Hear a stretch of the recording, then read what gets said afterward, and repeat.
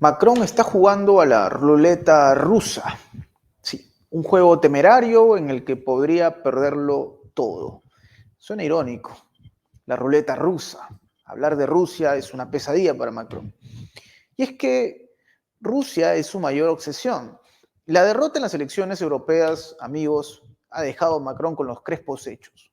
Anunció la disolución de la Asamblea Nacional, una convocatoria urgente de elecciones y otras cosas más que vamos a ver en este informe. Pero amigos, insisto, remarco, Macron se ha metido a un terreno bastante peligroso, el juego de la ruleta rusa. Veamos este informe, por favor, Lorenzo, para entender un poco más la historia de hoy. Macron ha sido derrotado. La noticia resonó en todos los rincones de Francia, marcando el inicio de una crisis política sin precedentes. La derrota en las elecciones del Parlamento Europeo no solo había debilitado la posición de Emmanuel Macron en el continente, sino que también había sacudido los cimientos de su gobierno. La respuesta del pueblo francés fue clara. Un rechazo contundente a sus políticas y una manifestación palpable de su descontento. Macron, en un discurso cargado de tensión, anunció la disolución de la Asamblea Nacional. Una decisión drástica e inesperada. En unos momentos firmaré el decreto que convoca a las elecciones legislativas para el 30 de junio, para la primera vuelta y el 7 de julio para la segunda vuelta, declaró, reconociendo que no podía actuar como si nada hubiera pasado. Como si nada hubiera pasado, tal cual. La derrota ha sido catastrófica, amigos. El partido de Le Pen básicamente ha duplicado, hablamos de un 31%, me parece, contra un 15%. Pero eso es lo de menos. El punto es que es una derrota dolorosísima. ¿Y por qué decíamos que esto era una ruleta rusa? Porque la decisión que ha tomado Macron puede tener consecuencias fatales. Digamos, pueden haber resultados óptimos, pero a juzgar por los votos del último fin de semana en las elecciones europeas, esto tiene una pinta de derrota nuevamente. A ver, la disolución de la Asamblea Nacional, ¿qué es? Bueno, básicamente lo dice Macron. Se trata de hacer una convocatoria, una nueva convocatoria. Elecciones para que se renueve la clase política de la Asamblea Nacional. Hablamos de la Asamblea Nacional específicamente, para ser exactos, no del Senado. El asunto es que esta decisión puede traer diversos resultados o diversos escenarios. Macron tiene objetivos muy marcados en Europa, más que en su propio país, ¿eh? Más que en su propio país. Se escucha más hablar a Macron de lo que pasa en Ucrania que de lo que pasa en Francia.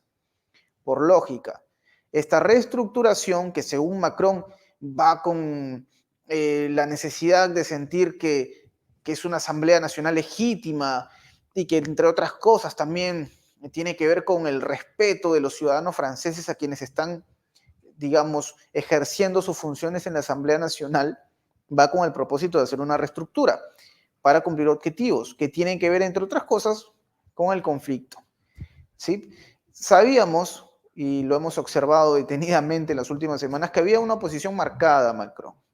Él hablaba incluso de un bloqueo legislativo, de que los parlamentarios eran disfuncionales a los planes que él tenía en mente. Las ideas, la agenda Macron no se podía llevar a cabo, porque había cierto obstruccionismo, es verdad, sobre todo cuando se trataba del tema de la guerra.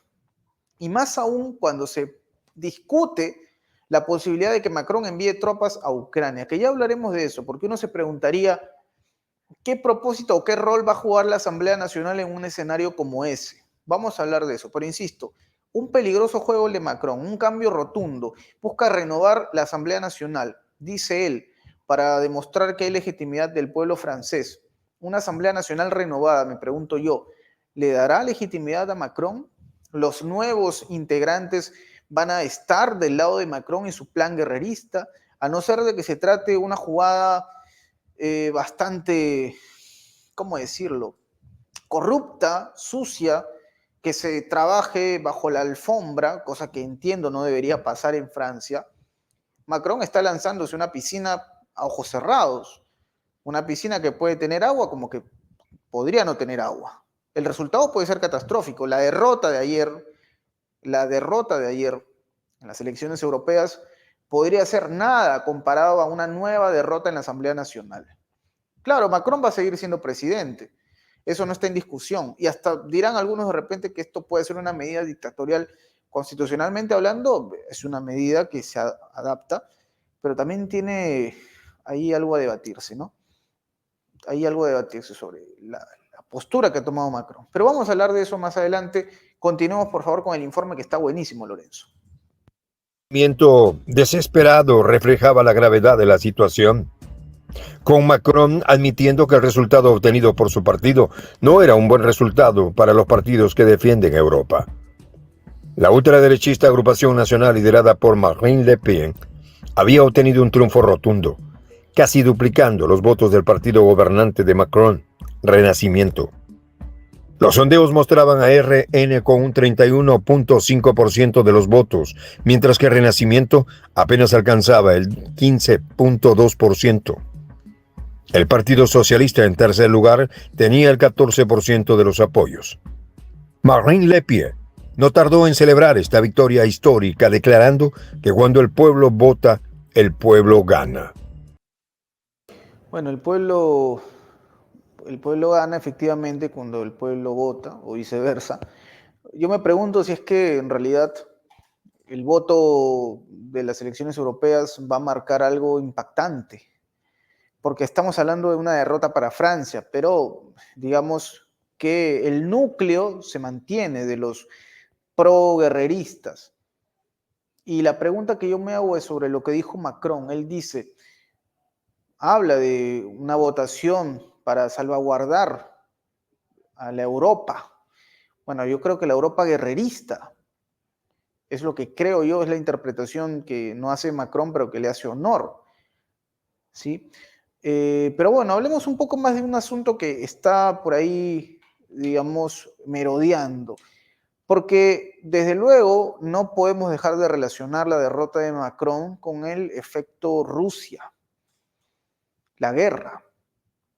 Uno se pregunta hasta qué punto esta decisión tiene que ver con la guerra. ¿Qué es lo que lleva a Macron a disolver la Asamblea Nacional? La pregunta del millón es, ¿va a enviar tropas a Ucrania o no va a enviar tropas a Ucrania Macron? ¿Se lo puede impedir la Asamblea Nacional o no se lo puede impedir? Bueno, hay que entender algunas cosas y hay que ser bastante tecnicistas para que se pueda tocar la verdad, si es que se puede tocar en este escenario tan convulso para Europa que cada vez es menos democrática, ¿sí? A ver, vamos a entender un punto que es valiosísimo.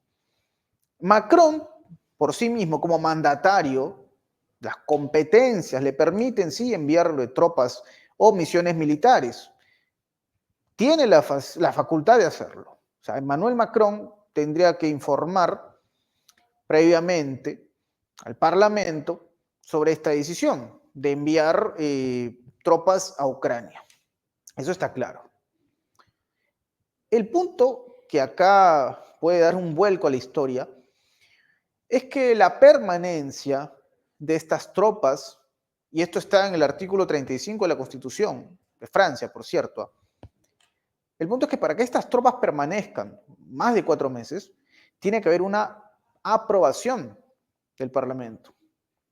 Para que la misión continúe, tiene que haber una aprobación del Parlamento. O sea, ustedes se imaginan un escenario como este, bastante curioso, pero se me viene a la mente. Macron manda las tropas, pasan 4 meses y finalmente la Asamblea, el Senado deciden marcar una X y no prolongar la misión, ¿no? Sería bastante ridículo, sería grotesco, pero puede pasar. Y un escenario como ese pondría a Emmanuel Macron como un líder que hizo lo posible por enviar tropas a la guerra, por defender la causa ucraniana y otanista. Macron podría decirlo, ¿no? Yo envié mis soldados a combatir, pero este deleznable parlamento decidió trabar esta idea, decidió que la misión termine antes de tiempo, abortar la misión. Es que es bastante calculado, parece un movimiento bastante calculado, porque imaginemos 4 meses, finalmente las tropas salen del conflicto, los que queden claramente, porque no sé si volverán todos, 4 meses que podrían coincidir quizás con las elecciones en Estados Unidos. O sea, lo que se va a jugar la Asamblea Nacional va a ser determinante a futuro. Macron quiere una asamblea renovada. para un escenario, creo yo, primero optimista para él, que es que decidan apoyar la idea del conflicto, que las tropas permanezcan en Ucrania, o para un plan B que no es tan malo para él finalmente. Porque dirá, bueno, sí, se quedaron 4 meses, pero no se pudo prolongar la operación porque hubieron trabas en la Asamblea, en el Senado, ¿no? El Parlamento, por ser más precisos, en general digo. Entonces, amigos, es un escenario bastante complicado. Entender la política europea y entender este contexto es bien difícil. Puede pasar cualquier cosa, literal. Cuando escuchen ustedes esa frase que puede pasar cualquier cosa cada vez que la mencionamos con nuestros invitados, es porque puede pasar cualquier cosa, no es una exageración.